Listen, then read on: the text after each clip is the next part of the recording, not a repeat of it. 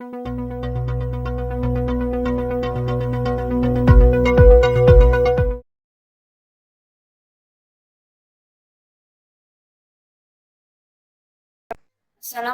warahmatullahi wabarakatuh. Izin Pak, izin Kak, izin memperkenalkan diri.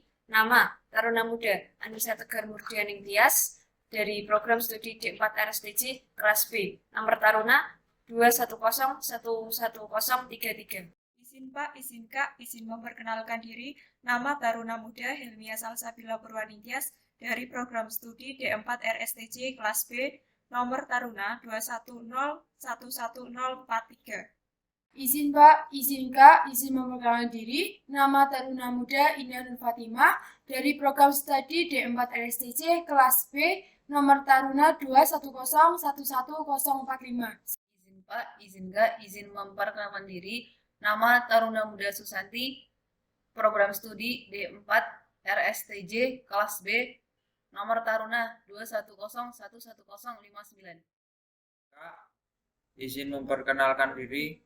Nama Taruna Muda Rosyan Januar Mahfud dari program studi RSTJ kelas B, notar 210111057. Kami dari kelompok 5 kelas RSTJB dari Politeknik Keselamatan Transportasi Jalan izin memaparkan riset operasi dengan analisis data menggunakan aplikasi SPSS. Riset operasi. Pengertian riset operasi menurut 1. Morse dan Kimball mendefinisikan riset operasi sebagai suatu metode ilmiah yang memungkinkan para manajer mengambil keputusan mengenai kegiatan yang ditangani secara kuantitatif. Selanjutnya, menurut Churchman, Arkoff, dan Anroff mengemukakan bahwa riset operasi merupakan aplikasi metode-metode, teknik-teknik, dan peralatan ilmiah dalam menghadapi masalah-masalah yang timbul dalam operasi perusahaan dengan tujuan menemukan pemecahan yang optimal. Dan yang ketiga, menurut Miller dan M.K. Stark mengartikan riset operasi sebagai peralatan manajemen yang menyatukan ilmu pengetahuan, matematika, dan logika dalam rangka memecahkan masalah yang dihadapi sehari-hari sehingga dapat dipecahkan secara optimal. Berikutnya ada model-model dalam riset operasi. Dalam riset operasi dikenal beberapa bentuk model yang menggambarkan karakteristik dan bentuk sistem suatu permasalahan. Macam-macam model tersebut diantaranya 1. Model ikonik. Model ikonik merupakan tiruan fisik seperti bentuk aslinya dengan skala yang lebih kecil. 2. Model analog yang merupakan model fisik tetapi tidak memiliki bentuk yang mirip dengan yang dimodelkan. 3. Ada model simbolik. Merupakan model yang menggunakan simbol-simbol seperti huruf, angka, bentuk, gambar, dan lain-lain yang menyajikan karakteristik dan properti dari suatu sistem. Kemudian yang keempat ada model matematik yang mencakup model-model yang mewakili situasi real sebuah sistem yang berupa fungsi matematik. Berikut langkah-langkah analisis dalam proses pemecahan masalah riset operasi. Yang pertama, identifikasi masalah. 2. Penyusunan model. 3. Analisis model. 4. Pengujian keabsahan model. Dan yang kelima, implementasi hasil akhir. Analisis data. Analisis data adalah proses pengolahan data dengan tujuan untuk menemukan informasi yang berguna yang dapat dijadikan dasar dalam pengambilan keputusan untuk solusi suatu permasalahan. Proses analisis ini meliputi kegiatan pengelompokan data berdasarkan karakteristiknya, melakukan pembersihan data, mentransformasi data, membuat model data untuk menemukan informasi penting dari data tersebut. Saat melakukan penelitian, terdapat beberapa jenis analisis data, yaitu analisis kualitatif dan analisis kuantitatif. Analisis kualitatif adalah analisis secara sistematis yang tidak menggunakan model matematika atau statistika. Tujuan analisis kualitatif adalah untuk menemukan makna dari data-data tersebut. Kemudian analisis kuantitatif adalah analisis yang menggunakan model matematika atau statistika dalam memproses datanya. Hasil analisis biasanya berupa angka-angka yang akan disajikan dan diuraikan oleh peneliti. Seiring dengan kemajuan yang besar dalam bidang teknologi, muncul berbagai program komputer yang dirancang khusus untuk membantu pengolahan data statistik. Pengolahan data statistik menjadi lebih mudah dan menyenangkan tanpa mengurangi ketepatan hasil outputnya. Beberapa macam aplikasi statistik berbasis komputer yang dikenal antara lain: 1. Program statistik buatan sendiri, misalnya bahas pemrograman Basic, Pascal, Fortran, dan lain-lain. Kemudian program statistik sebagai bagian dari program lain, misal Lotus dan Excel. Dan yang terakhir program khusus statistik, misal SPSS, Microstat, SAS, dan Minitab. SPSS merupakan program komputer statistik yang mampu memproses data statistik secara cepat dan akurat. SPSS menjadi sangat populer karena memiliki bentuk pemaparan yang baik, bentuk grafik dan tabel, bersifat dinamis, karena mudah dilakukan perubahan data dan update analisis, serta mudah dihubungkan dengan aplikasi lain, misalnya ekspor atau impor data dari atau ke Excel. SPSS dapat membaca berbagai jenis data atau memasukkan data secara langsung ke dalam SPSS Data Editor. Bagaimanapun struktur dari file data mentahnya, maka data dalam data editor SPSS harus dibentuk dalam bentuk baris atau case dan kolom atau variabel.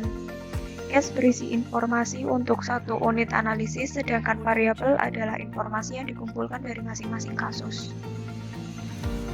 Beberapa kemudahan yang lain yang dimiliki SPSS dalam pengoperasiannya adalah karena SPSS menyediakan beberapa fasilitas seperti berikut: data editor, viewer, multidimensional pivot table, high resolution graphic, database access, data transformation, analisis distribusi, mapping, visualisasi. Berikut adalah tampilan dari SPSS yang nanti akan kami paparkan cara penggunaannya.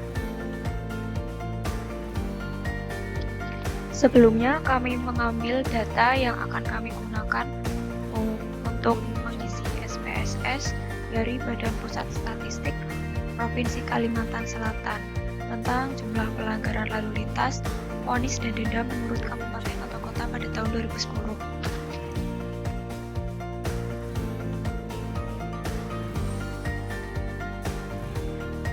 Kita skip saja. Untuk values dan missing, skip saja. Lanjut ke columns.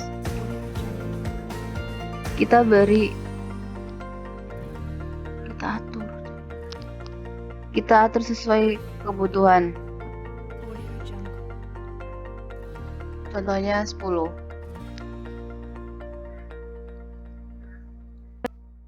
Setelah data dimasukkan ke masing-masing kolom, kemudian kita pilih transform, kemudian pilih random number,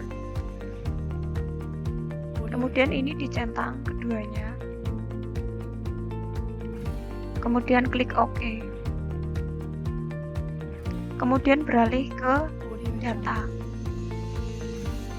kemudian pilih select case.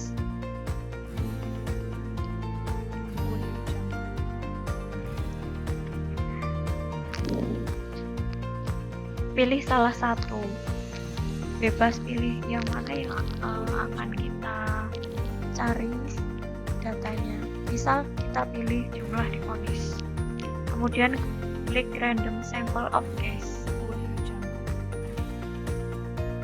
klik sampel, kemudian ini diisi.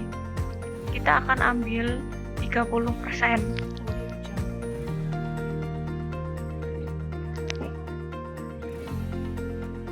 Kemudian pilih continue.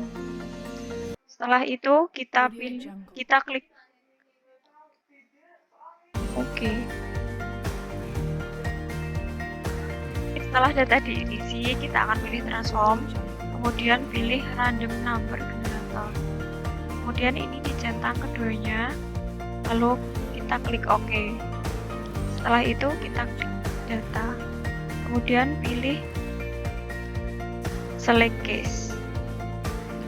Kita pilih salah satu dari pilihan ini. Misal kita akan memilih jumlah di vonis. Klik random sample of case, kemudian klik sampel.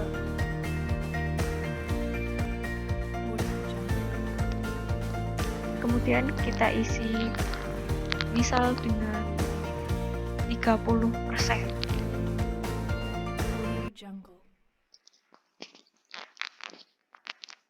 Kemudian pilih continue.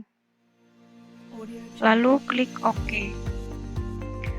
Setelah itu kita akan beralih ke data. Kita pilih short case.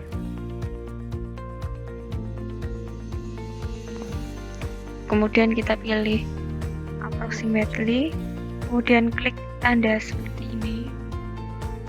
Kita klik descending, lalu klik OK. Nah, ini datanya sudah berurutan dan beginilah hasilnya. Sekian presentasi dari kelompok kami. Apabila ada kesalahan dan kekurangan, mohon dimaafkan. Terima kasih.